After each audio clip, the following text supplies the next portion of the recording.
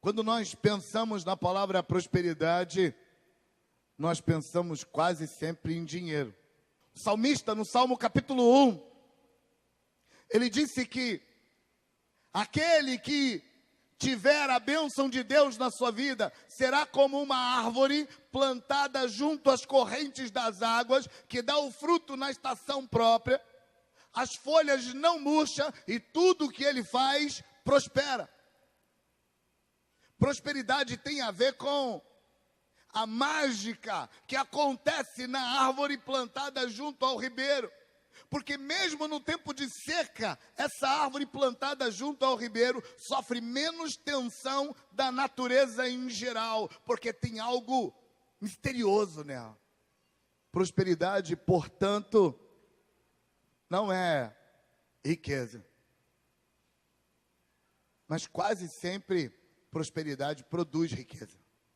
Porque prosperidade é a energia misteriosa de Deus que faz as coisas darem certo na nossa vida. Isso não significa que pessoas que prosperam não têm problemas. Elas têm. A árvore plantada junto à corrente de água, ela passa pela seca como todas as outras. Ela passa pelo verão, pelo inverno, pelo outono. Ela passa por todas as estações como todas as outras árvores. Mas ela tem alguma coisa nela diferente.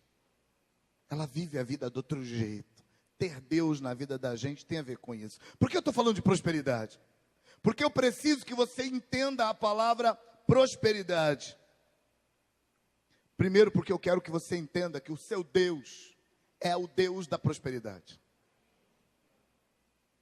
E Satanás é o Deus da miséria, da desgraça.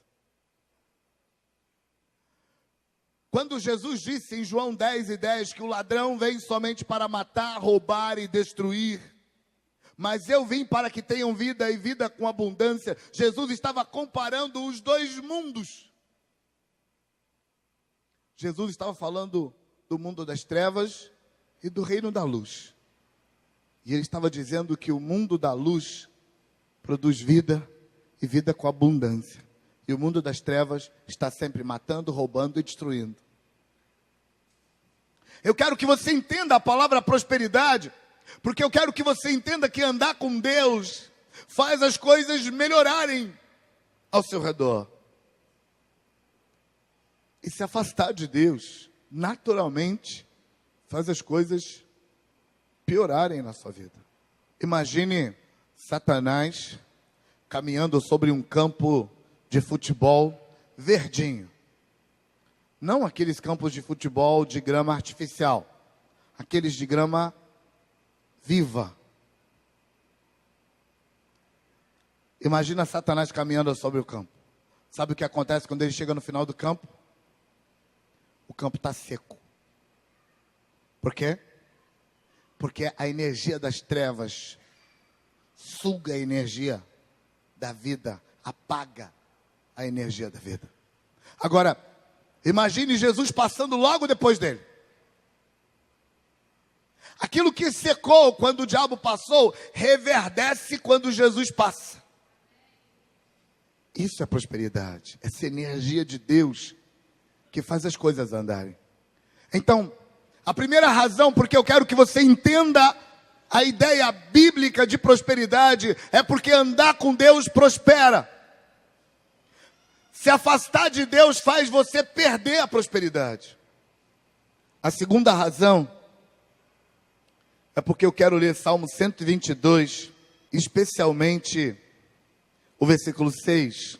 Eu vou ler a versão Almeida atualizada, porque a palavra próspero aparece nessa versão. Orai pela paz de Jerusalém. Sejam prósperos aqueles que te amam, ó Jerusalém. Reine paz dentro dos seus muros, diz o versículo 7, e prosperidade nos teus palácios. Por amor dos meus irmãos e amigos eu peço, haja paz em ti. Por amor da casa do Senhor nosso Deus, eu buscarei o teu bem. Orar por Jerusalém atrai essa energia divina que a gente está chamando de prosperidade. Separar tempo para Deus, buscar a face de Deus, servir a Deus, andar com Deus, é que atrai essa energia. Mas Jerusalém é símbolo desse relacionamento. O Salmo 122 é um dos salmos de peregrinação.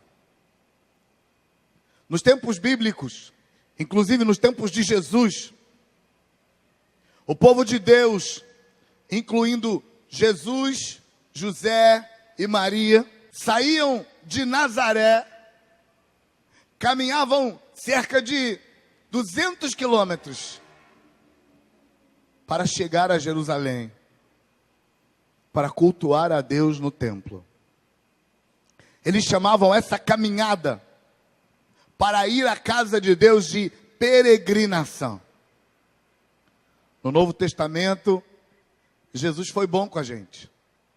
No Novo Testamento, Jesus disse que, João capítulo 4, não era mais necessário, ou não era mais imprescindível, não era mais indispensável como era naquele tempo, que todo crente fosse pelo menos uma vez por ano a Jerusalém. Na verdade, o convite, o chamado, era para que fossem pelo menos 3 vezes por ano a Jerusalém. Mas, por exemplo, quem morava tão longe, tão distante quanto José e Maria, que moravam em Nazaré, podiam ir uma vez por ano a Jerusalém para adorar o Deus deles, representado em Jerusalém. Eles chamavam isso de peregrinar. No Novo Testamento, Deus disse, não é mais imprescindível, porque agora com vocês, do Novo Testamento, Jesus disse, vai funcionar diferente. Quando 2 ou 3 de vocês se reunirem num lugar do meu nome, aquele lugar vira meu lugar. Então eu abro um parêntese para dizer para você que todo domingo, quando você vem para a reunião, você está peregrinando para comparecer diante do Senhor. E tem uma bênção de prosperidade derramada sobre a sua vida só porque você veio. E sabe, algumas vezes, você nem se atenta para o fato de que você compareceu diante de Deus, mas sua vida melhora só porque você veio no culto. Quantas vezes você vem para o culto de um jeito e volta para casa de outro? Quantas vezes você deixa uma questão em casa por resolver, quando você volta, Deus já resolveu para você? Quantas vezes você espera que a semana vai ser horrível, mas você vem buscar a face de Deus no domingo, na segunda-feira as coisas desembolam, porque a bênção da prosperidade é essa bênção que desembola. Mas é fato que você que sai da sua casa e caminha para a casa de Deus, para ter uma reunião diante desse Deus, Jesus disse, 2 ou 3 reunidos no meu nome, eu estou ali. Aquele lugar vira um lugar sagrado. E tem uma bênção de prosperidade linkada a esse comparecimento diante de Deus. Se você tiver oportunidade, eu recomendo muito que você leia o meu livro, O Poder do Templo. No livro O Poder do Templo eu explico a força do lugar. Jerusalém era esse lugar, onde o povo ia periodicamente ter um encontro com Deus. Para quê? Para receber a prosperidade. Os tempos mudaram, mas Jerusalém ainda é Jerusalém. E aquele lugar ainda é o lugar sagrado. Depois que o templo de Jerusalém foi destruído, por volta do século VI, Daniel estava longe, muito longe, e lá distante, com o templo destruído, Daniel mandou fazer uma janela no quarto dele, que ficava na direção de Jerusalém, e toda vez que ele ia orar, ele orava na direção de Jerusalém, porque aquele era o lugar. Quando eu fui a primeira vez a Jerusalém, o meu sonho era ir uma vez na vida, e eu dizia, uma vez na vida, pelo menos eu vou a Jerusalém. Uma vez na vida, pelo menos eu vou a Jerusalém. Por quê? Porque aquele é o lugar de onde veio nossa fé. Mas depois disso, Deus moveu meu coração. E enquanto Deus permitir, porque Ele pode não permitir, eu vou a Jerusalém uma vez por ano. E eu vou representar você lá. Você que faz parte do rebanho que Deus entregou na minha mão, é representado por mim. Quando eu estiver lá, no Muro das Lamentações, com a boca no pó, clamando ao Senhor, pode saber que eu estou te representando e você vai estar lá comigo. Eu sei, se você for racionalista, se a sua mente racional está funcionando aí, você está pensando assim: pastor, são milhares de pessoas para você representar, duvido que você lembre do nome de todo mundo. Primeiro, não duvide de minha capacidade, porque eu lembro de muita coisa. Mas eu concordo com você, acho que não vou mesmo lembrar de tantos nomes. Mas não precisa. O fato de você estar debaixo de minha cobertura faz com que automaticamente eu estou lá por sua causa. Eu estou lá te representando. E você reivindica. Porque se eu estiver lá por você, mas você não fala nada, não chega nada. Você precisa dizer: Senhor, Ele está lá por mim e eu recebo. Duas razões porque eu vou a Jerusalém. A primeira é porque, embora Deus nos dê um novo templo, e o nosso novo templo é onde estiverem 2 ou 3 é o templo de Deus. Ele nos deu um novo templo. Embora Ele nos dê um novo templo, o templo anterior não foi cancelado. Quando Deus criou o tabernáculo, o Sinai não parou de funcionar. O Sinai ainda era monte de Deus. Quando Deus construiu o templo de Salomão, o Sinai e Betel continuou funcionando. Um templo novo não cancela o templo anterior. Jerusalém continua sendo lugar sagrado. Por isso eu vou a Jerusalém orar por você. Porque aquele lugar ainda é um lugar de busca de Deus. Segunda razão porque eu vou a Jerusalém. Porque eu quero que o mundo espiritual entenda. E eu quero que você entenda.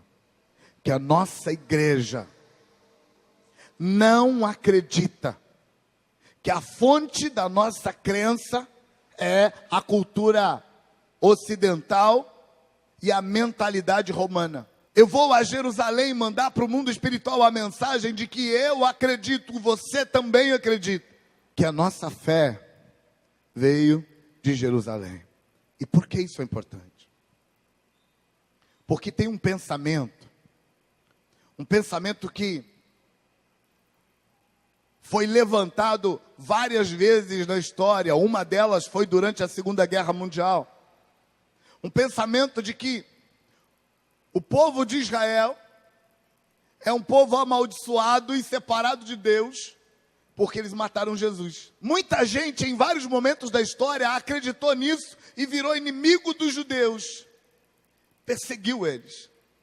Falou mal deles. Virou ferramenta do inferno para atacá-los. Eu quero que o mundo espiritual entenda que nós estamos exatamente na contramão disso. Pastor, mas não foi os judeus que mataram Jesus? Foi. Pronto, falei. Foi os judeus que mataram Jesus. Mas Jesus não era o Cordeiro de Deus? Era? O Cordeiro não tem que morrer pelos pecados dos homens? E quem é que mata o Cordeiro? O sacerdote. Tem que ser eles mesmos. Eles eram os sacerdotes.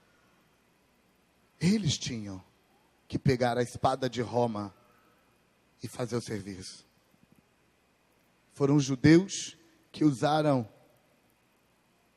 o poder de Roma como ferramenta. E foram eles que mataram Jesus.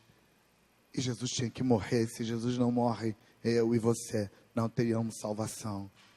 Se Jesus não morre, nós não poderíamos nos reunir no nome dele. Se Jesus não morre, nós não poderíamos chegar a Deus através de Jesus. Então, os judeus precisavam fazer aquele trabalho. E eu e você precisamos ser gratos a Deus por eles. Paulo escreve aos Romanos no capítulo 12. Capítulo 11, aliás. E no capítulo 11, Paulo fala do lugar de Jerusalém na vida da igreja. O lugar de Israel, da cultura judaica na vida da igreja. E na fala de Paulo, ele diz que Israel era a figueira, aliás, a oliveira de Deus. a planta de Deus. E que nós somos uma oliveira brava nascida lá no meio do mato que não dá nada. Mas Deus bondosamente foi lá no meio do mato, pegou o galho da oliveira brava que não serve para nada e Deus trouxe. A oliveira brava somos nós, a igreja. A igreja do Novo Testamento é essa oliveira brava, que não produz. Paulo diz que Deus pegou o galho de oliveira brava e fincou na oliveira de Israel. E essa oliveira brava começou a dar fruto para Deus, enquanto que os galhos da outra oliveira secou, parou de dar fruto.